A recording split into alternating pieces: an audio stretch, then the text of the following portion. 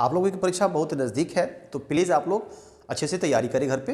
देखिए आज हम लोग पढ़ने वाले हैं 3.4 का क्वेश्चन नंबर 2। क्वेश्चन नंबर 1 हम लोग पहले वाले वीडियो में पढ़ चुके हैं, जिसमें हमने 4 क्वेश्चन सोल्व किए थे विलोपन विधि के द्वारा। और आज हम लोग क्वेश्चन नंबर 2 को पढ़ेंगे और उसकी जो क्वेश्चंस में दिए गए हैं, समस्या जो दी गई है, उन समस्याओं को रैखिक समीकरण का युग्म बनाना है और रैखिक समीकरण का युग्म बना करके उसको हल करना है, अर्थात आपको एक्स वाई का मान पता करना है। तो आइए देखते हैं कि हमारा पहला क्वेश्चन क्या कहता है। पहला क्वेश्चन कहता है कि यदि हम अंश में एक जोड़ दें, फिर यहाँ बात अंश और हर की आ गई, यदि हम अंश में एक जोड़ दें तथा हर में एक घटा दें, ठीक है, तो भिन्न एक में बदल जाता है। भिन्न में क्या हो जाता है? भिन्न एक में, यानी एक के बराबर हो जाता है। फिर क्या कहता है? यदि हर में एक जोड़ दे, यहाँ अंश की बात नहीं हो रही है, केवल हर की बात हो रही है कि यदि हर में एक जोड़ दे तो वह कौन, वो भिन्नवा, वो भिन्न 1/2 हो जाता है। तो हमें पर करना क्या है? वो भिन्न पता करना है कि वो भिन्न कौन सा है, क्या है। तो सबसे पहले जो चीज़ नहीं है उसको हम लोग क्या करते हैं? मान लेते हैं। लिखेंगे क्या? सबसे पहले लिखेंगे हल, और यह हम बना रहे हैं क्वेश्चन नंबर 2 का फर्स्ट नंबर क्वेश्चन। लिखेंगे क्या? माना कि वह भिन्न, जिसकी बात ये कर रहा है, माना कि वह भिन्न जो है वो आपका x/y है, ठीक है। इसके बाद डायरेक्ट लिखेंगे पहली शर्त से, या फिर लिखेंगे प्रश्न से, पहली शर्त से। तो क्या कहता है आपका पहला शर्त? फिर से देखेंगे। पहला शर्त कहता है कि यदि हम अंश में एक जोड़ दें, तो अंश आपका क्या है? x है, उसमें क्या करना है? एक जोड़ना है। और हर में एक घटा दे, तो हर क्या है आपका? बटा के नीचे y है, इसमें से एक घटाना है, तो भिन्न क्या हो जाता है? एक में बदल जाता है, अर्थात बराबर क्या हो गया? 1, ठीक है, कोई दिक्कत नहीं है। अब इसको आप इसके नीचे क्या मानेंगे? एक मान करके इसको तिरछा तिरछी गुना करेंगे, तो आपका आगे का स्टेप देखिए कैसे होगा। एक से गुना करेंगे तो क्या हो जाएगा? x+1, 1 से इसमें गुना कीजिए, क्या होगा? y-1। अब आपको करना क्या है? जो चर संख्या है उसको एक तरफ करिए और जो अचर है उसको एक तरफ। जैसे हमारा x यहाँ हो गया, y हमारा प्लस में है, बराबर के उधर, इधर क्या होगा? माइनस में, इधर क्या होगा? -1। ये 1 प्लस में है, उधर क्या होगा? -1। तो क्या बन जाएगा? x - y = -2, equation number 1। पहला समीकरण हमारा मिल गया, कोई दिक्कत नहीं। रैखिक समीकरण हमारा बन चुका है, लेकिन इसमें रैखिक समीकरण का युग्म बनाना है, एक समीकरण आपको और बनाने होंगे, तब हम इसको हल करेंगे। अब देखते हैं आगे। यहां लिखेंगे दूसरी शर्त से, दूसरी शर्त। तो दूसरा शर्त आपका क्या कहता है? ध्यान दीजिएगा। यदि हर में एक जोड़ दे, यहाँ अंश की बात नहीं हो रही है, तो अंश बेचारा चुपचाप यहाँ उतर जाएगा, उसका कोई काम ही नहीं है। हर में एक जोड़ना है तो y+1, ठीक है, अंश जो कहते हो गया। यदि हर में एक जोड़ दे तो वह 1/2 हो जाता है। 1/2 कौन हो जाता है? वो भिन्न 1/2 हो जाता है। अब इसको तिरछा तिरछी गुना कीजिए, 2 से x में गुनेंगे तो क्या हो जाएगा? 2x। y+1 को 1 से कीजिए तो y+1। अब इसको खींच के इधर लाइए, क्या हो जाएगा? 2x - y = क्या हुआ? 1। ये हुआ हमारा समीकरण नंबर 2। ये रहा पहला समीकरण और ये रहा हमारा दूसरा समीकरण। अब दोनों समीकरणों को लेकर के हम लोग क्या करेंगे? विलोपन विधि से हल करेंगे और x y का मान प्राप्त करेंगे। देखेंगे कैसे? यहां देखिए, लिखेंगे समीकरण 1 तथा 2 से, समीकरण 1 तथा समीकरण 2 से। अब समीकरण 1 में आप ध्यान से देखिएगा, -y यहाँ पर दिया हुआ है, -1y, और यहाँ भी देखिए -1y, तो ये दोनों पहले से ही बराबर है, तो हमको गुना करके बराबर करने की जरूरत बिल्कुल नहीं है, केवल साइन चेंज कर देंगे तो हमारा काम हो जाएगा। तो दोनों समीकरणों को वहाँ उतारेंगे हम लोग। x - y = -2, ये पहला समीकरण। दूसरा 2x - y = 1, देख सकते हैं आप यहाँ पर दूसरा समीकरण। अब हम यहाँ पे लिखेंगे, देखिएगा ध्यान से, हमने आपसे कहा था कि अगर हम चिन्ह बदलते हैं तो यहाँ पर क्या लिखेंगे? घटाने पर, ठीक है, अगर बदलेंगे तो घटाने पर, और अगर नहीं बदलते हैं तो लिखेंगे जोड़ने पर। क्या घटाने पर? देखिएगा 2x क्या प्लस है, क्या होगा? माइनस, यहाँ माइनस से क्या होगा? प्लस, यहाँ प्लस से क्या होगा? माइनस।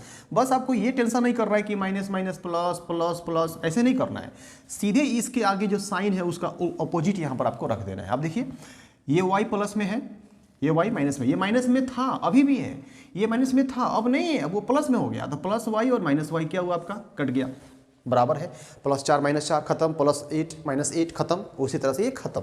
अब देखिए 2x आपका माइनस में और x प्लस में, तो माइनस ये दोनों एक जाति के हैं, यहाँ पावर एक है x का, यहाँ भी एक है, दोनों एक ही जाति हुआ ना, तो माइनस ज़्यादा है कि प्लस, तो चिन्ह लगे किसका, माइनस का, और 2x में से 1x घट गया तो क्या बचेगा आपका, 1x बचेगा ना, ठीक है। इसके बाद इधर आइए, इज इक्वल टू -1 अब -2, माइनस क्या होगा 3, कर्जा 1 रुपया, कर्जा 2 रुपया, कर्जा 3 रुपया। अब इस माइनस ये माइनस किया आपका हवा खाने, क्या आ गया, x इज इक्वल टू 3। चलिए, तो भिन्न में हमने अंश का तो मान पता कर ही लिया, अब हम हर का मान पता कर लेंगे तो हमारा भिन्न भी निकल जाएगा। इसके बाद आपको क्या करना है, लिखना है कि x का मान समीकरण 1 में रखने पर, समीकरण 1 को उतारेंगे, लिखेंगे क्या, x का मान समीकरण 1 में, आप 2 में भी लिख सकते हो, समीकरण 1 में रखने पर या फिर 2 में रखने पर, जो भी आपको इच्छा करे आप कर सकते हो। तो समीकरण 1 में रखना है तो इस समीकरण 1 को उतारना पड़ेगा ना, यहाँ पे x - y is equal to -2, ठीक है। x का वैल्यू क्या आया है 3, तो यहाँ क्या बैठेगा 3 - y इज इक्वल टू -2, तो -y इज इक्वल टू -2, ये 3 आपका प्लस में है, उधर क्या होगा माइनस में, तो -y इज इक्वल टू -2 और -3 क्या होगा -5 होगा, ये कट गया, y का मान क्या आया आपका 5।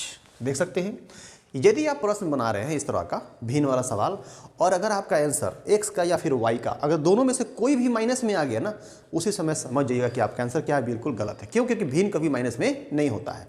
चलिए, तो ये आपका y का मान 5 हो गया, x का मान 3 हो गया। अब इसके नीचे लिखेंगे अतः भिन्न बराबर, अतः भिन्न बराबर, क्योंकि आपको भिन्न निकालना है ना, अतः भिन्न बराबर, तो भिन्न बराबर क्या है, देखिए x बटा y है ना, तो x बटा y, x बटा y, तो x का मान कितना था 3, तो ऊपर 3 हो गया, y का मान कितना है 5, 3 बटा 5, ये रहा आपका आंसर। चलिए देखते हैं इसका दूसरा नंबर क्वेश्चन। आइए देखते हैं दूसरा नंबर क्वेश्चन। दूसरा क्या कहता है कि 5 वर्ष पूर्व, इस तरह का क्वेश्चन भी हम लोग बना चुके हैं, आफ्ताब वाला, जैकब वाला, ठीक है, उसको ध्यान से देखिएगा। एक क्वेश्चंस भी अगर आप सही से बना लेते हो इस टाइप का, तो आगे आने वाला हर क्वेश्चंस को आप अच्छे से बना पाओगे, कोई दिक्कत आपको नहीं होगी। 5 वर्ष पूर्व, मैंने आपसे कहा था कि अगर पूर्व की बात करेगा, पूर्व या पहले, वहाँ आपको माइनस लगाना है, जहाँ पश्चात या बाद की बात करेगा वहाँ आपको प्लस लगाना है, ठीक है। तो 5 वर्ष पूर्व पहले नूरी की आयु, ठीक है, सोनू के आयु की 3 गुनी थी। यहाँ तक हमारा बात क्लियर हो जाता है। तो देखिए, सबसे पहले हमने क्या किया कि इसमें हमको करना क्या है कि दोनों का उम्र पता करना है कि नूरी की आयु कितनी है, सोनू का कितना है। तो यहाँ बात हो रही है पहले की और बात हो रही है बाद की, तो सवाल को थोड़ा थोड़ा पढ़िए और बनाइए, कोई परेशानी आपको नहीं होगी। पूरा क्वेश्चंस पढ़ेंगे तो थोड़ी परेशानी आपको हो सकती है। तो अगर पूरा क्वेश्चन आप पढ़ के बनाते हैं तो ऐसा आपको लगेगा कि चलो हम याद किए हुए और बना लेंगे, नहीं, हमको मालूम है हम बना सकते हैं। अगर थोड़ा थोड़ा क्वेश्चन पढ़ते हैं आप, तो यकीन मानिए कि आपको मैथ खुद से बनाने में समझ में आएगा और अच्छा से आप बना पाओगे। तो यहाँ बात क्या हुई है कि 5 वर्ष पूर्व नूरी की आयु सोनू की 3 गुनी थी, और 10 वर्ष के पश्चात यानी बाद में प्लस लगेगा, बाद में नूरी की आयु सोनू की 2 गुनी हो जाएगी। तो दोनों की आयु क्या होनी चाहिए, देखिए ध्यान से। मैंने क्या किया, माना कि नूरी की वर्तमान आयु, वर्तमान मतलब अभी जो उसका उम्र है वो क्या है, x वर्ष है। उम्र जब भी लिखिएगा तो वहां वर्ष आप जरूर दीजिएगा, x वर्ष है, तथा सोनू की वर्तमान आयु y वर्ष है। एगो का x, एगो का y।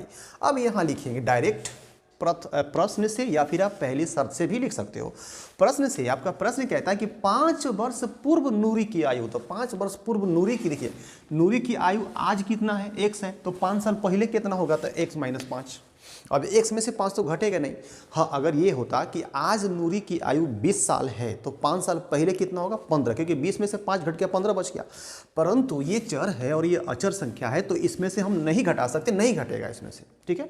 तो ये हो गया वर्तमान उम्र और 5 साल पहले का उम्र, जो कि इसमें से हम घटाएंगे आज की उम्र में से पहले वाला। उसी प्रकार जब नूरी का घटेगा तो सोनू का भी घटेगा, क्योंकि ऐसा थोड़ी है कि नूरी का आयु बढ़ेगा सोनू का नहीं बढ़ेगा, या सोनू का घटेगा नूरी का नहीं घटेगा, दोनों का साथ साथ होगा। तो इसमें भी y - 5। तो प्रश्न आपका बोला है कि 5 साल पहले नूरी की आयु, ये नूरी वाला है, सोनू की 3 गुनी थी, ठीक है ना।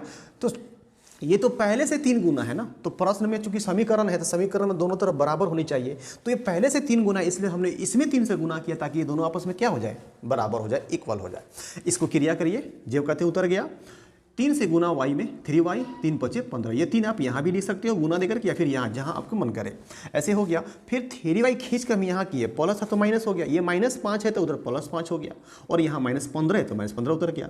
अब दोनों एक जाति है और ये भी आपका दोनों चर एक तरफ, दोनों अचर एक तरफ, माइनस ज़्यादा है ना, चिन्ह लगेगा माइनस का, 15 में से 5 गया 10 बचा, ये हुआ आपका समीकरण नंबर 1। इसके बाद कहा गया है कि 10 साल बाद नूरी की आयु सोनू की दोगुनी हो जाएगी। सेम चीज़ है जो यहाँ बना है वही यहाँ पर दिया हुआ है, बस आपको बाद की बात किए तो +10 कर देंगे और इसमें 2 से गुना किए, ये वाला क्रिया हमने किया, जैसे इसको किया वैसे किया, समीकरण 2 निकला। अब समीकरण 2 और 1 यहाँ लिखेंगे क्या, समीकरण 1 और 2 से विलोपन विधि तो आप सीख ही गए होंगे, आसानी से बना सकते हैं, कोई दिक्कत आपको नहीं होगी।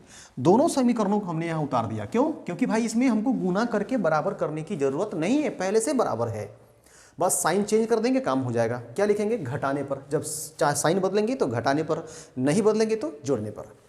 तो यहाँ प्लस है तो माइनस, माइनस है तो प्लस, प्लस है तो माइनस, देखिए तो ये तो खत्म हो गया ना। तो यहाँ कर्जा 3 गो y और जोड़ 2 गो y, तो कर्जा अभी भी ज़्यादा है तो कर्जा का चिन्ह लगेगा, और 3y में से 2y घट गया तो 1y, 1 नहीं लिखेंगे।